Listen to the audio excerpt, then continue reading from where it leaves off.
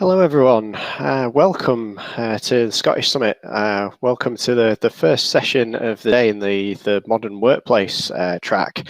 So I'd like to thank you all, first of all, for picking my session and coming along. My name is Garry Trinder, and the session today that I'm going to be delivering is manage your tenant with SharePoint Framework projects. Manage your tenant and SharePoint Framework projects with CLI for Microsoft 365. Before we start the session, I'd just like to open up and thank all of our sponsors. Without the sponsors, this event just couldn't happen. So I'd like to thank them all for putting their effort in as well to make sure that this Scottish Summit becomes a reality. I was lucky enough to present at the last Scottish Summit, which was the very first time. And it's a shame we all can't be in the same room like we were last year. It was a fantastic event, but I'm hoping that next year we're able to meet in person again. And again, I'm sure that the fantastic sponsors will be able to help that happen. So a little bit about myself. So my name is Garry Trinder. I'm a solutions architect for Microsoft 365, based in the UK, in the north, in Yorkshire, and I work for a Microsoft Gold partner called CPS. You'll find me all around Twitter, social media, so you can follow me at Garry Trinder. I'm also a Microsoft Office Development MVP and a member of the Microsoft 365 Patterns and Practices, the PNP team, and I'm also a maintainer of the CLI for Microsoft 365 project. You'll be able to find a lot more about me if you go to my GitHub profile, and you'll see links to everything that I'm involved in. And I also run a podcast as well. So as part of the modern workplace, bi-weekly, we record a Microsoft 365 Modern Workplace podcast. Myself, fellow MVP Alan Erdley and Kevin McDonnell, called Grey Hatbeard. So if you're interested in finding out a bit more about Modern Workplace, please check us out. You'll be able to find us on all the major podcast providers. So let's move on to the session. So CLI for Microsoft 365. What is it? Why does it exist?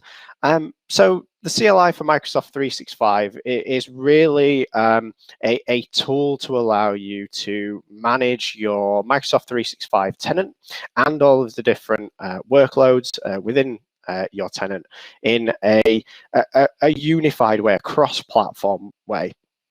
And we want to allow you to be able to manage your environment on any platform or use any tool chain as well. As we've moved into the cloud, it's opened up the possibilities to use different operating systems, using different command shells. And what we found back in the early days of Office 365 is that it was very Windows focused. If you wanted to manage certain aspects of your tenant, the only way to do that would be actually to be able to run PowerShell modules, and that was dependent on the Windows platform. This kind of raised a few issues because as Microsoft moved away from using their own platforms and encouraging people to use open source tooling, you had more people moving to different operating systems like Mac OS and Linux. So it was a real challenge as well. If you were working on those different operating systems, you had to run a virtual machine just to run a command if you wanted to manage your services. So we thought, well, we don't want that, and we want it to be available to absolutely everyone. And as time has progressed, Microsoft have been a lot more involved in making their tooling cross-platform. But one of the things that we did see is that you end up having lots of PowerShell modules for each service. There's a PowerShell module for Azure Active Directory. There's one for SharePoint. There's one for Teams, Power Platform, and I can go on and on. And it's generally a case that you will want to work with these different workloads together at the same time, and moving from one module to the next, they work slightly differently. The experience wasn't that great. So one of the things that we are really key on is that we just have this one tool that you can use, and that you can send commands to any of the different workloads without having to jump around and have a nice user experience off the back of it. So I mentioned about the Microsoft 365 workloads. So I've picked out 4 here that we basically look at the moment, and we've got plenty of others, and I'll go into that in the demos. So you can do things like managing your SharePoint online sites. Either that's creating assets in there, removing them, running reports. We've also got the ability to run Teams commands, and I'll go into that in a demo later. So you can provision Microsoft Teams, you can create channels, you can change the messaging, so the channel settings, the team settings. We've got commands in there for managing Microsoft 365 groups as well. So by that, we've also got commands to manage Azure AD assets in there. And then we're breaking out into Power Platform areas as well. So we do have commands for Power Automate, for example, where you can export through using our commands, the Power Automate flows that you create, whether you want to export them as a zip file or as a logic app, things that you can do through the UI. We're actually exposing this in a tool set that you can automate. But we've got absolutely tons of other commands in there as well across all of these workloads. So please do check out the documentation for that. So as I mentioned, this tooling works on any operating system. So we've gone across the board with the 3 main groupings, obviously Windows, Mac OS, and Linux as well. And we really want to ensure that we can run anywhere by being able to run on any operating system. This really helps for automation scenarios as well, where you might be running some kind of automation in the cloud. Generally, you end up using a Linux server because it's faster, and it ends up being cheaper as well because it is faster. So we definitely want to work on these different operating systems. So the next thing, as well as running anywhere, we want to be able to run in any shell as well, because we know that people have different backgrounds, they have different skills. If you've come from maybe an on-premises background, managing SharePoint, for example, your tool, your skill set is going to be more aligned to PowerShell. So we want to work nicely in PowerShell, so you can use all of the great features in that language. But we also know we've got a lot of administrators who have been used to using Linux, and they've come from a bash shell kind of approach. So again, we want to make sure that everything works fine. If you've got bash skills, you can use the CLI for Microsoft 365. And last but not least, obviously, there is still the old command prompt, and you can still use the command prompt if you still want to. Again, just showing that we can run pretty much everywhere. So the CLI for Microsoft 365 is built on modern tooling. So the tool itself is built on top of the Node.js platform. So this allows us to run on all these different operating systems. So that is a dependency that we have taken. We use TypeScript to actually write all of the commands as well. So if you're a JavaScript developer or maybe a C# developer, if you look at the code, it shouldn't be too alien to you. You should be able to understand exactly what's happening. And one of the things that we do as well, we need to make sure that the tooling is secure as well. So we do use Azure Active Directory for authentication. We've got a number of ways in which you can authenticate with your Microsoft 365 tenant, things like certificates, device codes, all those kind of things that you kind of come to expect. I'll go into that in a little bit more detail when we actually go into the demo. But yeah, we're we're modern, and we're kind of riding the wave of the updates of all the modern tooling and making sure that everything is all up to date and using the latest technology. So this is a community project. So this, the CLI for Microsoft 365 comes under the PNP organization. So PNP, as I mentioned, if you're not aware of it, PNP is the Microsoft 365 Patterns and Practices group. They've been running certainly in the SharePoint community for quite a while now, and there are a number of toolings and initiatives to really help people get into community projects and to basically spread the word of best practice and helping people, really helping provide tools that makes everyone's days a little bit easier. So we're built out in the open on GitHub. If you want to go along and take a look at any features that are coming, actually take a look at the code and see what's actually happening, then go onto the GitHub repository, take a look around. We've got a discussion board in there as well. So if you want to leave any feedback or any suggestions, if there's anything that we could do better, or if there's things that we're doing actually very well, we also like to hear good feedback as well. Then please jump in there and get involved. So we do provide some comprehensive documentation as well. So we do have a website that explains everything, just goes through installing, how to configure, all of the different commands that we have available as well, and how to use them with examples. So everything that we build is fully covered with documentation. We don't release any commands without having the relevant documentation with them, so that you're not kind of thinking, how do I use this? You'll have all of the information that you need. We also show this documentation within the CLI itself, and I'll go into that into the demo. Also on the website, so it's great to be working with the community, because the community find all sorts of different ways to use our tooling. And one of the ways that we found that can help everyone use the CLI is to provide some sample scripts.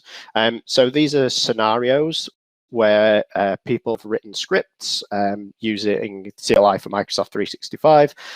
They may be PowerShell scripts, they may be Bash scripts, to basically provide some more in-depth functionality by using the CLI. So go along to the website. We've got the sample scripts on there.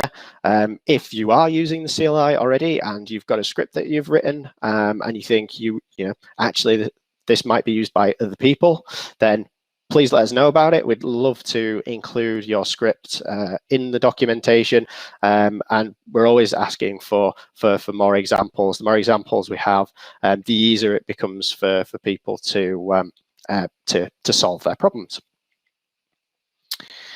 So let's get started. What do you need to get started with the CLI for Microsoft 365? Well, as I called out earlier, to be able to run on any operating system, any shell, we have a dependency on Node.js. So Node.js needs to be installed in your environment. And to install CLI for Microsoft 365, you can use a package manager. Most common would be NPM. So you can use the NPM package manager to download and install all of the commands and the CLI onto your machine. We also provide alternative package manager as well, like Yarn. So if you are using Yarn and that's what you're used to, you can use that as well. And actually, I'm going to show another example of something that we recently released, of that we actually provide Docker images as well, which is a really convenient way of getting started with CLI for Microsoft 365. What we do is we actually take all the pain away of actually you having to install Node, install the packages from your package manager. And we provide everything that you can just download and run on your machine. And I'll go into that as a demo of how you can use that. So after those few slides, let's actually get into the demo. So here I am. I'm just on a terminal window. I'm actually running on Mac OS, but if you're running on Windows, this could be a PowerShell window. If you're running on Linux or Ubuntu, again, it could just be a terminal window. So one of the things that I've also mentioned, you need Node.js installed. So I can check that I've got Node installed. I've got version 14 already installed on this machine. If you do need to install Node, then you can go to the Node.js website. You can choose the download link. We support the latest version, so version 14. If you go on your machine, it will give you different options for, say, Windows, or for Mac OS, or for Linux. Just follow the download links and the instructions. Once you've got Node installed, you can then actually install the CLI. So how do we install the CLI? So, so we can use the npm install command. Here is the name of the package that we have in the npm public registry. And we also provide two different variants. So we have a latest stable release, which we release every month. And we also have a next release as well, which we release ad hoc. So this might be bug fixes. We release almost on a daily basis now. We actually had a release this morning before I actually joined the call with some new enhancements. So if you want to get onto the bleeding edge, you want all of the latest commands that have just been added before we get to the end of the month, where we roll those out into the stable version, then you can use the next version.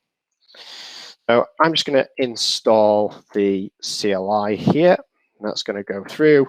It's going to connect to npm, and it's going to do the install.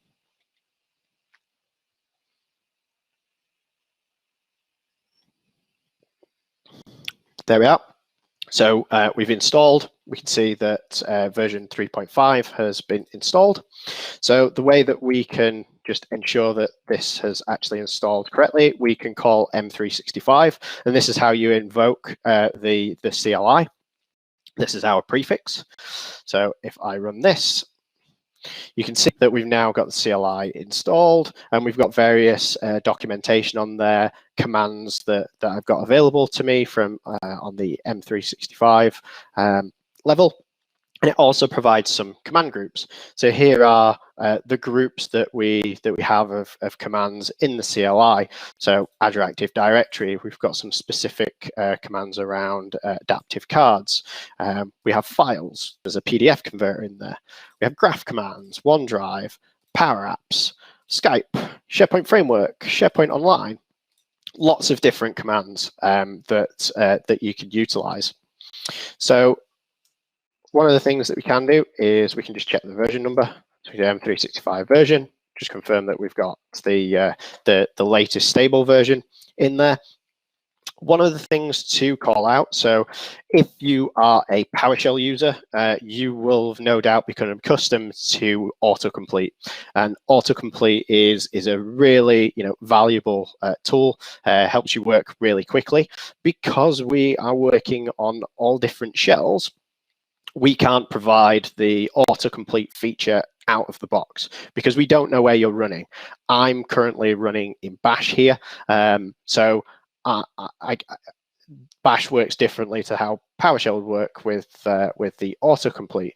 However, what we do is we do provide that as a kind of a post configuration command.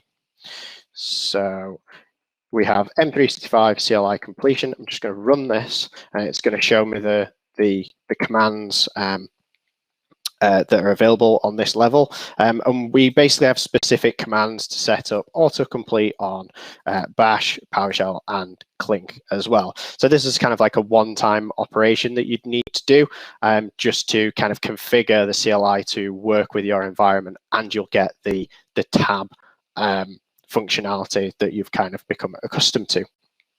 Now, you're probably thinking, it's a little bit of a pain. I've got to install Node. I've got to, run this setup for the command completion. Well, I did mention earlier that we do have this Docker image where we pre-configure everything for you. So what I'm going to do now is just show you that approach, because we actually configure everything for you because we have the control to do that. We essentially bundle the CLI already pre-configured that you can then use. So I'm going to run on to demo that. But first of all, I'm just going to show you, if you did actually want to uninstall the CLI, you can just use the npm uninstall command and remove that. And that's what I'm going to do now. So I'm going to remove that and just confirm that everything. Oh, no, that actually hasn't removed it. Demo gods have got me there. Okay, we will move on. So I mentioned about Docker. If you've not come across Docker at all, I'll just briefly go in and explain what it is. I've got Docker as an engine running on my machine. You can install Docker from docker.com. You basically install an agent on your machine, and what this allows you to do is to download what are images from a public registry that have applications, even operating systems pre-configured that you can just execute on your machine. So we have provided a image in the Docker Hub. I'm going to go here and show you the page. So we have this M365 CLI Microsoft 365 image. We release a new image every time we release to npm. So we have various tags here. We've got the next tag that I mentioned earlier. We also have all the beta versions that we release. You can see that they're coming through quite quickly. We do release quite a lot. But the idea is that we can pre-package the CLI and provide that to you. So if you want to move through different versions, it's just a case of running a different image. So as I said, I've got Docker running. So I've gone through the install. If you go to docker.com, you'll find the instructions for your operating system. Again, Docker will work on Windows, it will run on Mac, it will run on Linux as well. So if I skip back to here, what I can do is I can use this Docker run command. So what I'm saying here is I want to run an instance of an image that contains the CLI. And I want to run it interactively. So what this is going to do is it's going to download and basically give me an environment to work in. I want to specify the latest version, and I'm going to run this. So one of the things that this does, it goes to your machine first and says, do you have a version of this image? I don't. So what this is now doing is this is going to Docker Hub. It's downloading the latest image onto my machine in layers.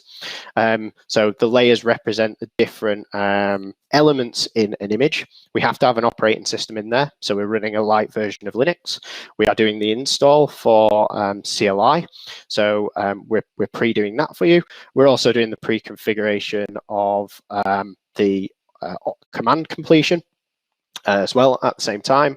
And what we've also done is we've bundled PowerShell in with this as well. So by default, it's given me a bash prompt. I can see that I have Node installed, and I can check the Node version. So we bundle version 12 with our image. If you noticed, I was running version 14 on my actual local machine. So this gives me isolation. It means that I don't have to worry about what version I actually have on my machine, because all we're interested in what is running inside the container. If I run the M365 command, you can see we have the same version, albeit this is now running inside the container with all the same commands. So what I can also show you is if I do M365 and hit tab, we now have autocomplete. And we can see now we've got all of these different options available to us. All I did was just hit tab twice, and it showed me the options that I've got available to me. So one of the things that I did mention is that I said we actually bundle PowerShell with this. So I'm running on macOS. I could go and install PowerShell separately and have that running on my machine. But actually, this is nice and convenient that I don't have to worry about that. It's just provided in the image to me. So I can actually just run PWSH for PowerShell. And that gives me a PowerShell prompt. And I can use all of the different options that you're used to in PowerShell, but I can also access the CLI at the same time. There we go. And we also have tab completion configured as well in PowerShell. So really nice, easy way to get up and started without having to deal with any of the configuration. This for us is really great because this means that we can provide a better experience for everyone who wants to use the CLI, and we can tailor that to any needs. So if you are using this or you start using this, anything that we could do better or it's a bit strange, please get onto the repo, start up a discussion. We'd absolutely love to hear your feedback on this. So what I'm just going to do is I'm going to exit out of PowerShell. I'm going to exit out of Bash. I've come back to my local machine now, just showing how you can basically invoke the CLI in a Docker container, move around into the different shells, and then exit out of it. So when I'm exiting out of the Docker container, what that does is that frees up any resources that container might be using, because it's running kind of like a lightweight version of Linux. That obviously takes up some memory, doesn't take up a lot, but it's always good to free up those resources. So now that we've got started, let's go back into the container.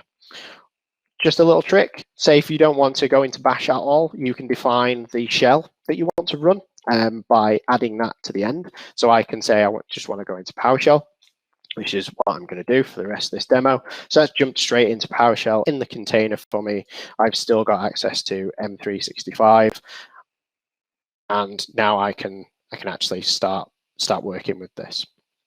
Okay, so the very first thing that we need to do if we want to interact with our tenant is we need to actually log in with an account. We need to authenticate with our tenant. We have the M365 login command, and we have interactive help. So this is the documentation that's on our website. We display it in the terminal so that you can, you don't have to switch between the different browser windows. I'm just going to open the help. So I'm just going to scroll back up. So here we have an example that it accepts options. Here are the different options that we accept. Like I mentioned, we support all different types of authentication. So certificate authentication, device code, which is our default, username and password, and also managed identity. So one of the things that we really wanted to do is, if you're running in Azure and you are using Azure Managed Identity, maybe on an Azure VM, you can actually use that identity to log into your tenant using the CLI. It's a nice, secure way of being able to connect to your tenants. We also support that. You see, we've got all sorts of different options for the certificates. If you want to use a custom app, also some remarks as well, so you get the information, and then examples. So it's nice and easy for you to just be able to copy that example, put it into the terminal, and then amend that for your needs. So let's log in. This is going to use device code. So it gives us a code that we need to enter into a browser window. So it's asking us to go to the device login page, which I can do in a browser. So I'm going to shortcut that to device login.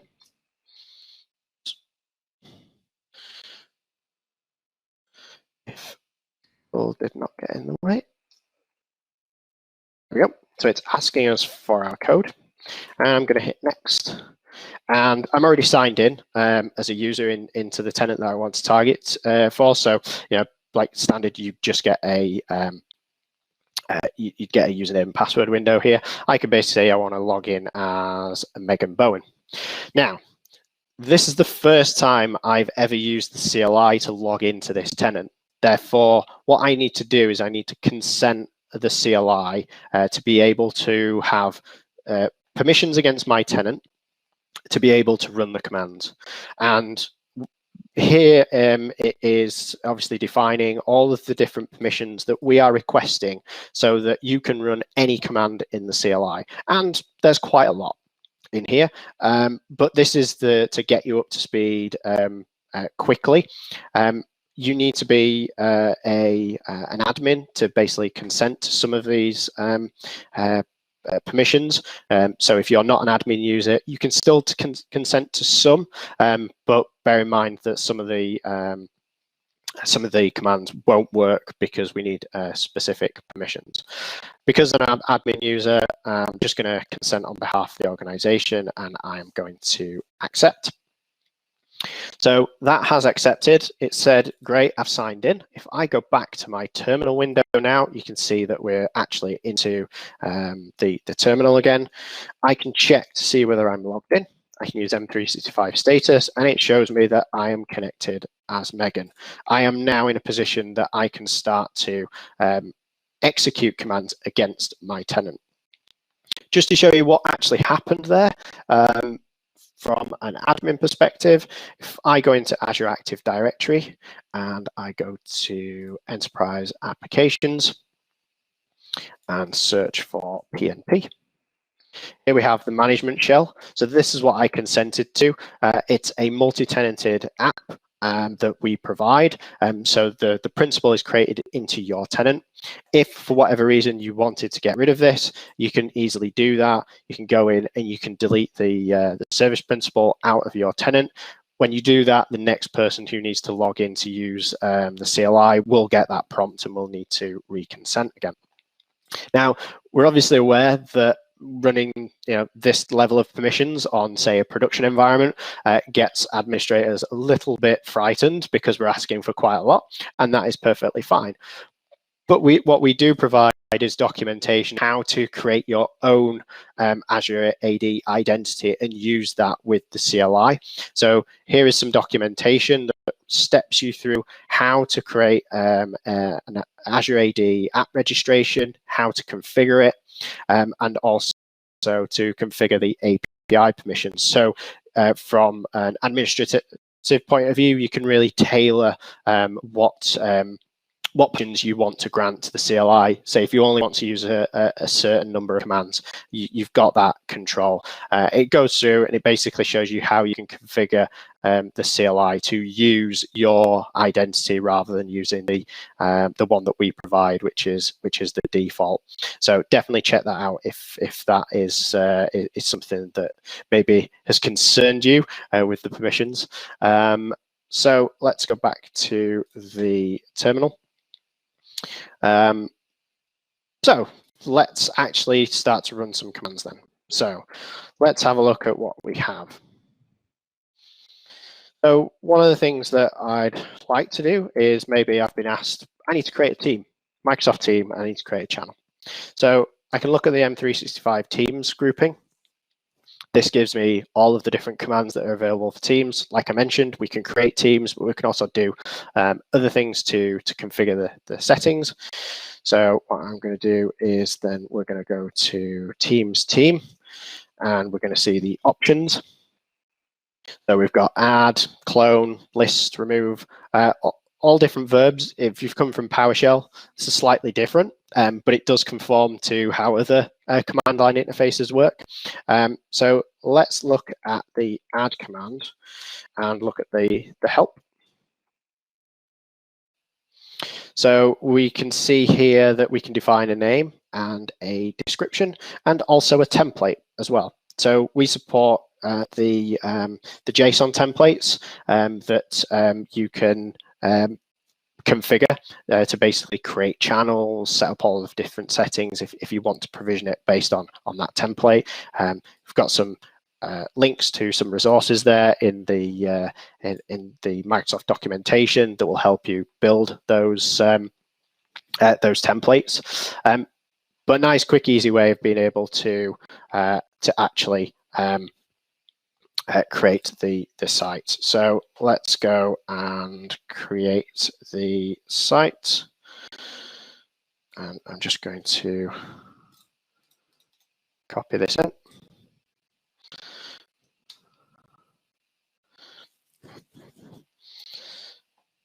So that is going to run. It's created our site. I defined the output as JSON so that the response came back so I could show you exactly what it's done. It's given us our created date time. I'm going to then create a channel to go alongside this.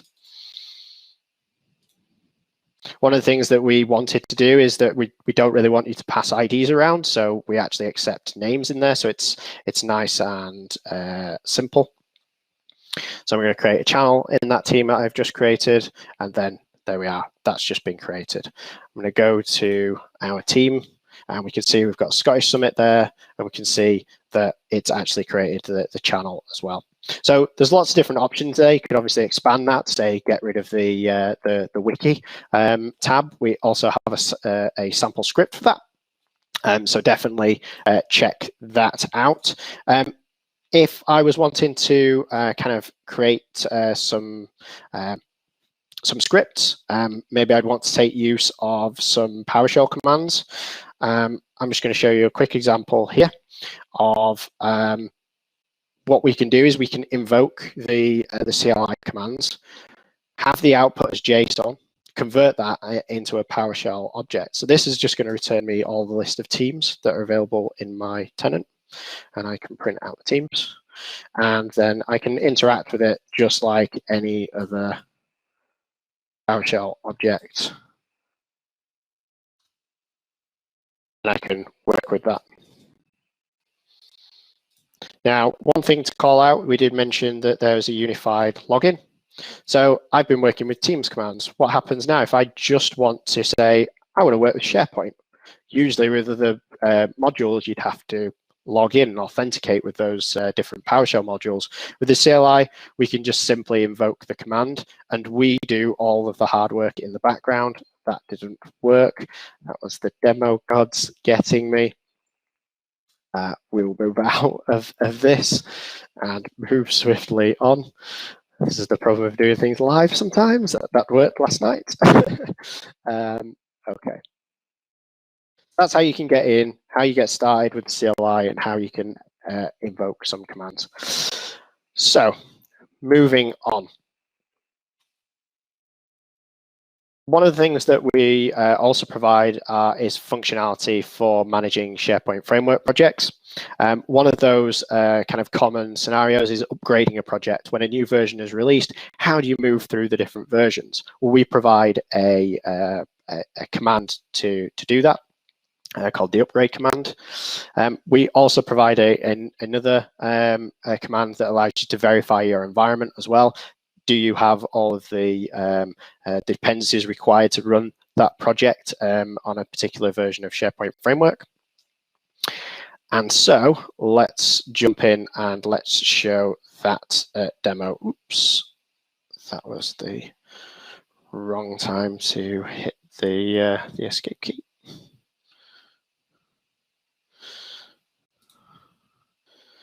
So I'm going to move to keyboard. There we go. I'm going to move to a SharePoint Framework project, which I already have created. So I have a SharePoint Framework project here. I'm going to open this up in Visual Studio Code. I'm going to show you that this is version 1.7. What we want to do is we want to upgrade this. The latest version is actually 1.11, adds lots more functionality, especially around Teams development. So what we want to do is we want to use the CLI. I'm just going to jump back into the container. I'm going to jump back into the CLI and, oops, actually, before I do that, one of the things that we need to do with the container is, because we're running in an isolated environment on our machine, the code and the project is actually stored on my machine that the container can't access. What we can do is we can basically provide a mounting in the container. So this V just creates a volume that basically maps this current folder to a folder that we can see in the container. I'm just going to show that we've got a folder called code. And I'm going to exactly the same now, but we're running inside the container, which means that I can now actually run the commands for upgrading the project. So I've just run that, and this is kind of an output that we give you. For the moment, it's just put this out into the terminal, but I'll go into much better and easier ways of doing this. But basically what we do is we give you a report. We can't make all of the changes to your project because you might have set that up slightly differently. But we can give you the steps to run through. But we also do provide you the commands to run. So you don't have to do everything manually. You can just copy these commands and execute them. We do provide different outputs. So we have a markdown output. We can define what shell you're using. So by default, it's bash. If, say, we wanted to use PowerShell, so any of the commands that we produce for you to upgrade your project, this will now be produced in PowerShell. I'm just going to pump this out as a report, so it's going to be markdown. Let's run this. I've not provided a version. If you don't provide a version, it will basically just assume that you want the latest. One other output, which is super cool, is something called code tour, which is the same, the shell.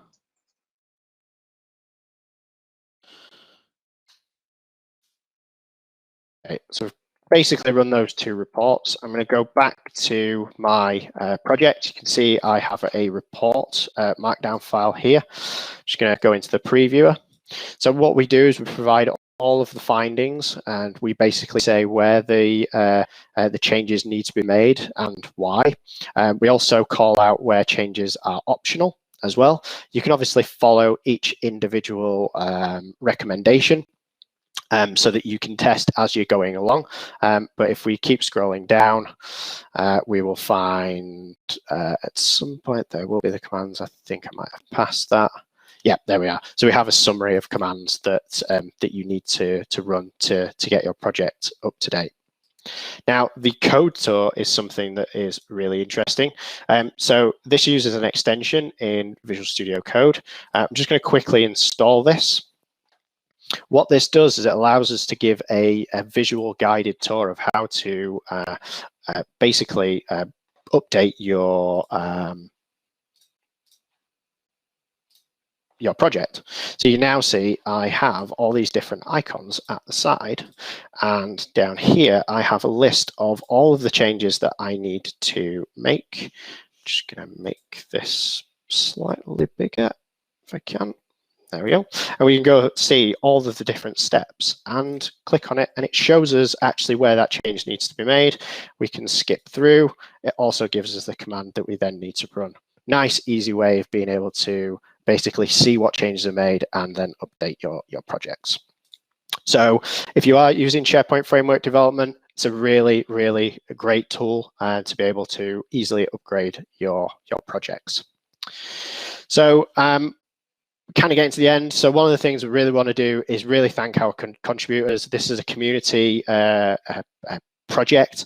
Last year, we hit 37 contributors, and we've got an all-time of 60. That's absolutely fantastic to have that engagement with the community, people creating and just enhancing the tool set. And it's nice as well, we've got 16 MVPs that have been involved in that time as well, and also 5 Microsoft full-time employees as well. So absolutely thank you to all our contributors to help us get to where we are today. What's next? Well, we're going to have regular monthly releases. We've got the daily releases as well. We're always announcing things on Twitter as well. So if you are interested, please follow us on Twitter. We're really active on there. And please get involved as well. Get onto the GitHub project. Reply to us on Twitter. Please get into the discussions and let us, let's help you. And finally, absolutely thank you for coming to this session today. Thank you for giving your time up on weekends to support the conference as well. So thank you very much.